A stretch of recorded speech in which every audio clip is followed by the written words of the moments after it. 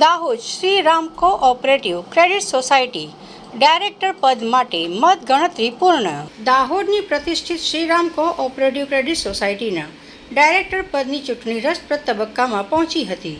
આ સોસાયટીના કુલ 10,010 જેટલા મતદાતાઓમાંથી આશરે 3,000 સભાસદોએ પોતાના મતાધિકારનો ઉપયોગ કર્યો હતો. મતદાન બાદ આજે યોજાયેલી મતગણતરીના અંતે ચિત્ર સ્પષ્ટ થઈ ગયું છે.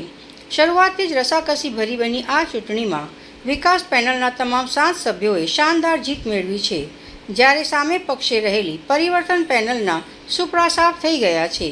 વિકાસ પેનલની આ એકતરફી જીતથી સહકારી રાજકારણમાં ગરમાવો આવી ગયો છે. પરિણામો જાહેર થતાં જ મતગણતરી કેન્દ્રની બહાર હાજર રહેલા વિકાસ પેનલના સમર્થકો ખુશીથી ઝૂમી ઉઠ્યા હતા.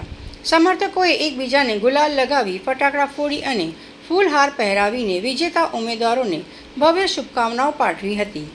જીત બાદ વિજેતા બનેલા ડાયરેક્ટરોએ સોસાયટીના તમામ સભાસદોનો હૃદયપૂર્વક આભાર માન્યો હતો. વિકાસ પેનલના આગેવાનોએ જણાવ્યું હતું કે સભાસદોએ જે વિશ્વાસ મૂક્યો છે તેના પર તેઓ ખરા ઉતરશે અને આગામી સમયમાં સભાસદો તેમજ દાહોદની જનતાના હિત માટે વધુ સારા કાર્યો કરશે. શ્રીરામ ક્રેડિટ સોસાયટીમાં હવે વિકાસ પેનલના શાસનની શરૂઆત થઈ ચૂકી છે, ત્યારે જોવાનું એ રહેશે કે નવા ચૂંટાયેલા સભ્યો સભાસદોની અપેક્ષાઓ પર કેટલા ખરા ઉતરે છે. દાહોદ શ્રીરામ કોઓપરેટિવ ક્રેડિટ સોસાયટીની ચૂંટણીની અંદર અમે 12 લોકો ઉમેદવારી નોંધાવી હતી. એમાં 6 લોકો અમારા જનરલ સીટની અંદર વિકાસ પેનલ જે અમારી હતી એમાં ઊભા રહ્યા હતા, અને એક અનામત સીટની અંદર જે અમારા ઉમેદવાર હતા તડવી સાહેબ એ 1 નંબર પર હતા. અને જે વિશ્વાસ આ અમને મળ્યો છે અમારા સભાસદો દ્વારા, અમે એમના ઋણી છે. એમનો ખૂબ ખૂબ આભાર.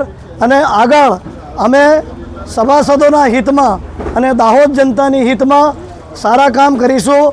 મારા પૂર્વ ચેરમેન શ્રી વિનોદભાઈએ અમને ખૂબ સપોર્ટ આપ્યો, અમારા ચોર્યા સાહેબ, તડવી સાહેબ અને મારી આખી ટીમ કે જેમણે માઇક્રો પ્લાનિંગથી કામ કર્યું, હું એમનો પણ આભાર વ્યક્ત કરું છું.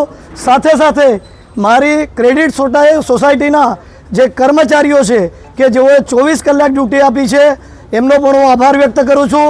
અને જે ચૂંટણી કમિશનર, ચૂંટણી અધિકારી જે છે અને એમની ટીમ છે એમનો પણ આભાર વ્યક્ત કરું છું. જય જય શ્રી રામ.